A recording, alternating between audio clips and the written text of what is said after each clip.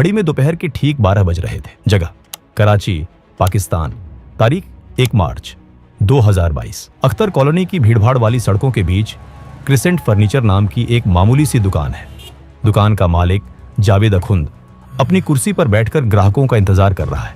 पिछले 23 सालों से वो इसी तरह एक आम आदमी की जिंदगी जी रहा है, लेकिन उसे नहीं पता कि आज उसकी दुकान पर कोई फर्नीचर खरीदने नहीं, बल्कि उसकी सांसें खरीदने आ रहा है। सड़क पर एक मोटरसाइकिल आकर रुकती है। पीछे बैठा शख्स उतरता है, दुकान में दाखिल होता है और बिना एक भी शब्द बोले जावेद अखुंद के सिर और सीने में गोलियां उतार देता है। फिर वो बाइक पर बैठते हैं और कराची की गलियों में धुएं की तरह गायब हो जाते हैं। पाकिस्तानी मीडिया इसे व्यापारिक रंजिश बताता है, लेकिन दिल्ली में साउथ ब्लॉक के एक बेहद सुरक्षित कमरे में बैठे भारत के national security advisor Ajit Doval जानते हैं कि मरने वाला कोई फर्नीचर वाला नहीं था। वो जहूर मिस्त्री था, जो 1999 में IC-814 हाईजैक में शामिल था। इस वीडियो में हम आपको बताएंगे कि कैसे अजीत डोभाल ने 23 साल बाद IC-814 प्लेन हाईजैक का बदला लिया।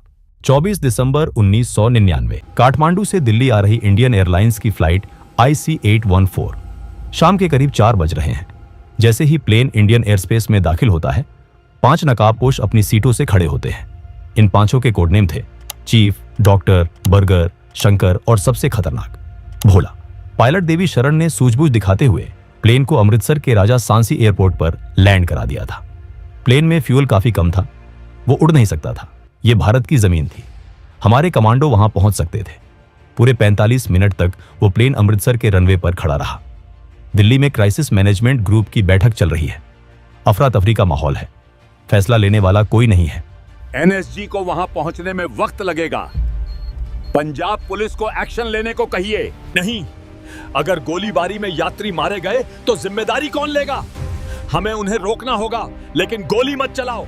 इसी डिलेमा में अमृतसर एयरपोर्ट पर एक भयानक गलती होती है। अधिकारियों ने प्लेन को रोकने के लिए रनवे पर एक फ्यूल ब्राउजर भेजा, लेकिन वो इतनी लापरवाही से चलाया गया कि हाईजैकर्स को शक हो गया। प्लेन के अंदर जहूर मिस्त्री उर्फ भोला अपना आपा खो बैठता है। उसे लगता है कि पुलिस हमला करने वाली है। वो अपनी क्रूरता का सबूत देने के लिए 25 साल के रूपिन कत्याल को उठाता है और बेरहमी से चाकू मार देता है। पायलट को मजबूर होकर बिना फ्यूल के ही प्लेन उड़ाना पड़ता है।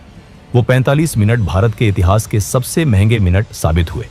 अजीत डोभाल बाद में कहते हैं कि अगर उस दिन हमने हिम्मत दिखाई होती तो हाईजैकर्स वही मारे जा सकते थे। अमृतसर से जैसे तैसे उड़ान भरने के बाद प्लेन पाकिस्तान की सीमा में दाखिल हुआ, लेकिन मुसीबतें अभी शुरू हुई थी। फ्यूल ग्योज 0 की तरफ बढ़ रहा था। कैप्टन देवी शरण के पास कुछ ही मिनटों का फ्यूल बचा था। उन्होंने लाहौर ATC से संपर्क किया और लैंडिंग की परमिशन मांगी, लेकिन परमिशन नहीं मिली। पाकिस्तान ने न सिर्फ लैंडिंग से मना किया, बल्कि लाहौर एयरपोर्ट की सारी लाइटें बंद कर दी। रनवे पर घुप अंधेरा था। पाकिस्तान नहीं चाहता था कि यह मुसीबत उनके सिर आए। कैप्टन देवी शरण ने एक आखिरी दांव खेला। उन्होंने ATC से चिल्लाकर कहा, मेरे पास फ्यूल नहीं है, मुझे रनवे नहीं दिख रहा, मैं प्लेन को किसी हाईवे या सड़क पर क्रैश लैंड करने जा रहा हूं। यह धमकी काम कर गई। प्लेन के अपने शहर में क्रैश होने के डर से लाहौर ATC ने तुरंत रनवे की लाइटें चालू कर दी। प्लेन लाहौर में उतरा। वहां उसे फ्यूल मिला, लेकिन पाकिस्तान ने प्लेन को रुकने नहीं दिया। हाईजैकर्स का अगला प्लान था कंधार। लाहौर से फ्यूल लेकर प्लेन ने कंधार की तरफ उड़ान भरी, लेकिन तब तक रात गहरी हो चुकी थी। जब प्लेन अफगानिस्तान के ऊपर पहुंचा तो एक नई समस्या खड़ी हो गई। कंधार एयरपोर्ट पर नाइट लैंडिंग फैसिलिटी ही नहीं थी। वहां ना रनवे पर लाइट्स थीं, न कोई नेविगेशन सिस्टम काम कर रहा था। अंधेरे में पहाड़ों से घिरे रनवे को ढूंढना नामुमकिन था। हाईजैकर्स को समझ आ गया कि अगर उन्होंने यहां जिद की तो वो सब पहाड़ों से टकराकर मारे जाएंगे। मजबूरी में प्लान बदलना पड़ा। अब प्लेन को सबसे नजदीकी और आधुनिक एयरपोर्ट की तरफ मोड़ना पड़ा, जहां रात में लैंडिंग हो सके। वो जगह थी दुबई। प्लेन ने फिर से दिशा बदली और UAE के आल मिनहाद एयरबेस पर लैंड किया। वही दोस्तों, वीडियो में आगे बढ़ने से पहले आपको बताना चाहूंगा कि अगर आपको सच्ची क्राइम स्टोरीज में दिलचस्पी है तो मेरा दूसरा चैनल जरूर देखिए। वहां मैं असली क्राइम केस को 2D एनिमेशन के साथ सिंपल हिंदी में समझाता हूं। चैनल का लिंक डिस्क्रिप्शन में है, अभी जाकर वीडियोस देखें। चलिए अब वीडियो कंटिन्यू करते हैं। अमृतसर की नाकामी के बाद भी एक और मौका था, दुबई। भारत सरकार ने अपनी सबसे घातक यूनिट NSG की 52 स्पेशल एक्शन ग्रुप को एक विशेष प्लेन में भेजा। ये वो कमांडोज हैं जो पलक झपकते ही प्लेन में घुसकर आतंकवादियों के सिर में गोली मारने के लिए ट्रेन किए जाते हैं। प्लान तैयार था। जैसे ही IC-814 दुबई में रुकेगा, एनएसजी स्ट्राइक करेगी। जौहर मिस्त्री और उसके साथियों की मौत निश्चित थी, लेकिन तभी डिप्लोमेसी की दीवार खड़ी हो गई। यूएई सरकार ने भारत को अपने एयरबेस पर रेड करने की इजाजत देने से साफ मना कर दिया। उन्हें डर था कि उनकी जमीन पर खून खराबा होगा। एनएसजी के हाथ बंध गए। कमांडोज अपने हथियारों के साथ तैयार बैठे रहे, लेकिन यहाँ 27 यात्रियों और रूपिन कथियाल के शव को उतारने की इजाजत मिली। लेकिन हाईजैकर्स दुबई में रुकना नहीं चाहते थे। उन्हें पता था कि यहाँ वो सुरक्षित नहीं है। उनका स्वर्ग तो तालिबान के राज में था।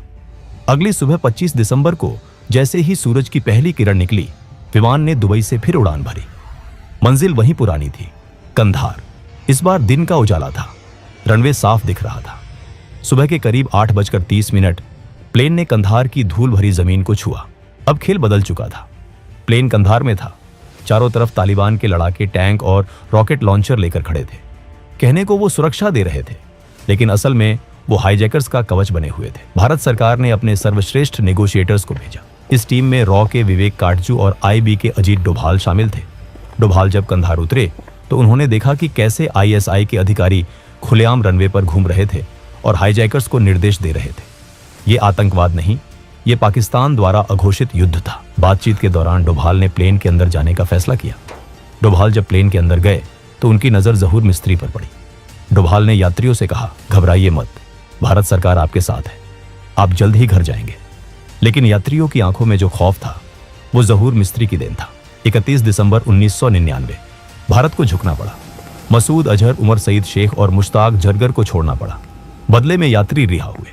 जब आतंकवादी जीप में बैठकर भाग रहे थे तो उनमें से एक ने डोभाल को एक सार्कास्टिक स्माइल के साथ कहा, हमने आपके लिए एक न्यू ईयर गिफ्ट प्लेन में छोड़ दिया है। डोभाल तुरंत हरकत में आए।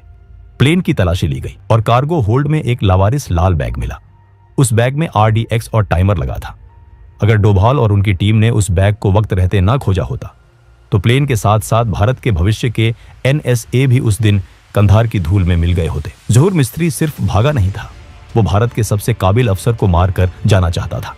डोभाल उस दिन बच गए, लेकिन जब वो मसूद अजहर और जहूर मिस्त्री को कंधार के रेगिस्तान में ओझल होते देख रहे थे तो उनकी आंखों में हार नहीं, बदले की आग थी। एक ऐसी आग जो 23 साल तक बुझी नहीं। साल बीते, सरकारें बदली, लेकिन अजीत डोभाल ने फाइल बंद नहीं की। 2014 में जब अजीत डोभाल भारत के नेशनल सिक्योरिटी एडवाइजर बने तो भारतीय सुरक्षा नीति में एक भूकंप आया। इसे दुनिया आज डोभाल डॉक्ट्रिन के नाम से जानती है। पुरानी नीति थी, बचाव करो, डोजियर सौंपो और भूल जाओ। डोभाल की नीति थी, हल्ला मत करो, बस जड़ से मिटा दो। डोभाल का मानना था कि आतंकवादियों के लिए कोई एक्सपायरी डेट नहीं होती, चाहे 2 साल लगे या 20 साल। अगर आपने भारत का खून बहाया है तो हम आपको पाताल से भी ढूंढ निकालेंगे। जहूर मिस्त्री पाकिस्तान में एक नई पहचान के साथ छिपा था। वो जावेद अखुंद बन गया था। उसने शादी की, बच्चे पैदा किए और कराची में फर्नीचर का धंधा शुरू कर दिया। उसे लगा कि भारत 1999 को भूल चुका है। जहूर मिस्त्री कोई आम अपराधी नहीं था। पाकिस्तान पहुंचते ही ISI ने उसे एक नई जिंदगी दी थी, नया नाम, नई पहचान। भारतीय खुफिया एजेंसियों ने जहूर मिस्त्री को सीधे नहीं ढूंढा, उन्होंने नेटवर्क मैपिंग का इस्तेमाल किया। रॉ ने जैश-ए-मोहम्मद के टॉप कमांडरों पर नजर रखनी शुरू की, खासकर मसूद अजहर और उसके भाई रऊफ असगर पर। इंटेलिजेंस को एक अजीब पैटर्न मिला। जैश के बड़े आतंकी अक्सर कराची की अख्तर कॉलोनी के एक खास इलाके में जाते थे। वहां कोई ट्रेनिंग कैंप नहीं था, कोई मस्जिद नहीं थी, वहां सिर्फ एक फर्नीचर की दुकान थी, क्रेसेंट फर्नीचर। शक की सुई क्रेसेंट फर्नीचर के मालिक जावेद अखुंद पर घूमी। लेकिन क्या वही भोला था? 23 सालों में चेहरे बदल जाते हैं। ग्राउंड पर मौजूद एसेट्स ने उस दुकानदार की तस्वीरें ली। इन तस्वीरों को 1999 की धुंधली तस्वीरों और स्केच से मैच किया गया और कंफर्म हो गया वही जहूर मिस्त्री है।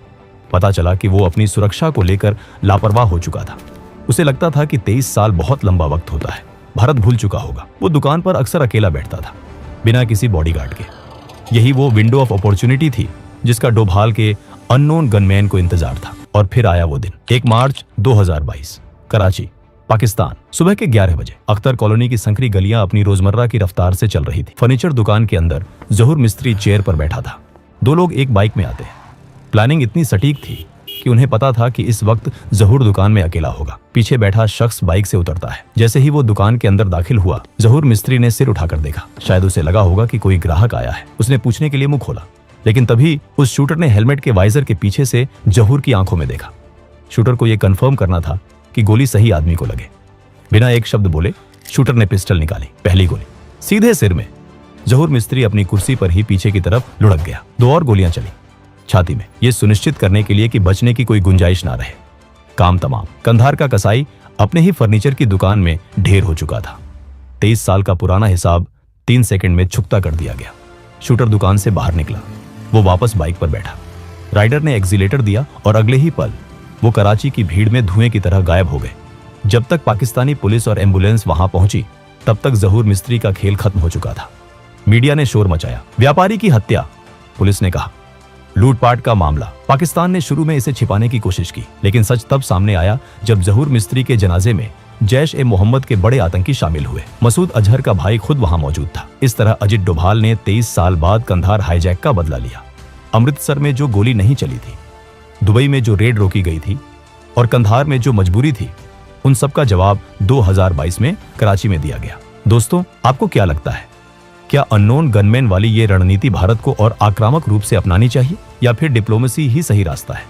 अपने विचार नीचे कमेंट्स में जरूर लिखिए। अगर आपको ये वीडियो पसंद आया और आप भारत की खुफिया ऑपरेशंस पर और कहानियां देखना चाहते हैं, तो सब्सक्राइब बटन दबाएं और बेल आइकॉन को क्लिक करें। जय हिंद, जय भारत।